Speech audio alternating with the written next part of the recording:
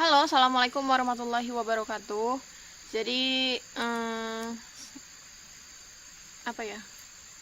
Hari ini videoku adalah bertemakan solo camping atau bushcraft.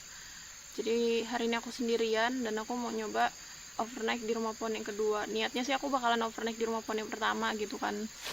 Jadi mengenang masa lalu.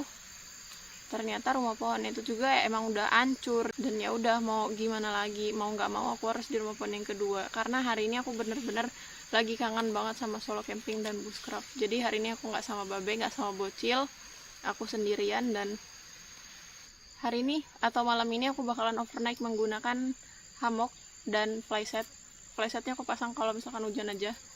Kalau misalkan nggak hujan, insya Allah pakai hammock aman.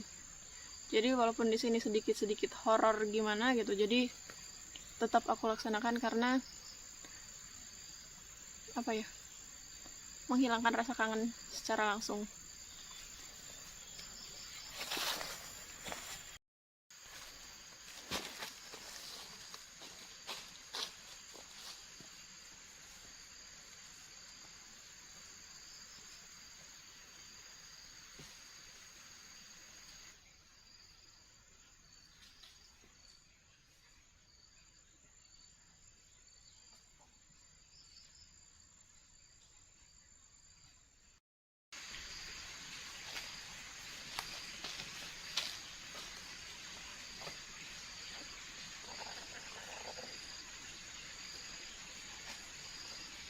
Oke guys, jadi berhubung lokasi rumah bukan yang memang sudah aku hancurin, dan sekarang berhubung aku datangnya udah lumayan sore, udah kesorean, jadi aku mau bikin langsung hammocknya. Terus kita ntar langsung hidupin apinya supaya nggak ada nyamuk. Oke, jadi berhubung tempatnya udah lama banget, udah berbulan-bulan, bahkan udah sampai 3 bulan atau 4 bulan aku nggak pakai untuk overnight di sini, jadi udah kotor banget.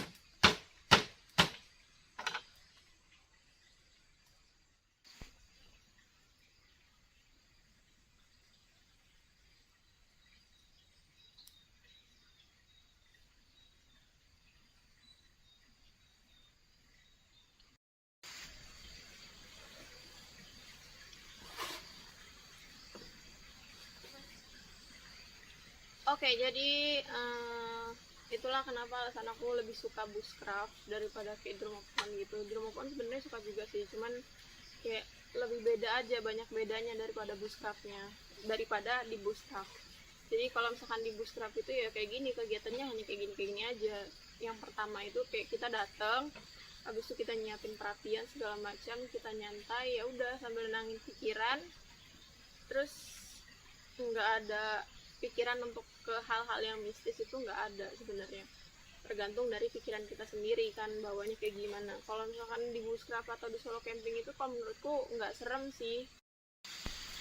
Jadi ya itu menurutku di hutan dan dengan kegiatan solo camping dan bushcraft, kan solo camping dan bushcraft itu emang apa ya, kalau menurutku kalau di kebun itu bisa dibilang solo camping dan bushcraft. Tapi kalau untuk aku, solo camping dan bushcraft itu lebih kepada antara di gunung sama di hutan. Jadi 99% kejahatan kriminal kayak misalkan ada orang jahat itu segala macam, itu menurutku kurang sih, karena jarang ada orang jahat yang mau masuk ke hutan. Menurutku sih alhamdulillah aman, karena untuk Gadis Petualang sendiri aku nyoba di solo camping dan bushcraft itu dari tahun akhir 2019.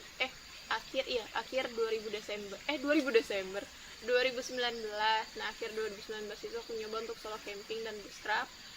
Kalau untuk rumah pohon itu untuk baru setahun kayaknya, di akhir Desember kemarin 2020 2020. Jadi belum ada setahun ya.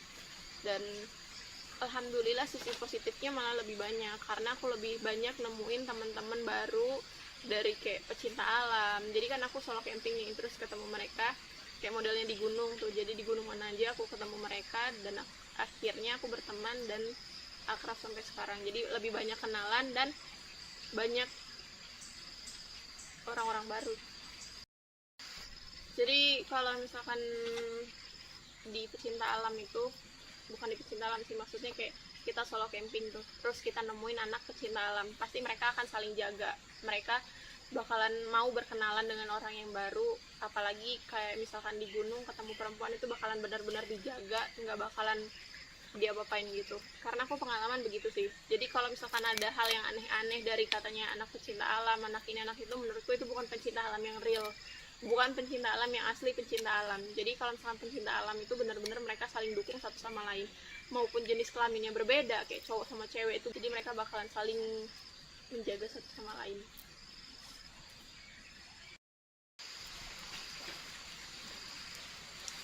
Jadi waktu itu aku pernah di beberapa video awal untuk bushcraft dan solo camping. Jadi emang di bushcraft dan solo camping itu kan nggak ada yang namanya dalam video itu ngomong. Jadi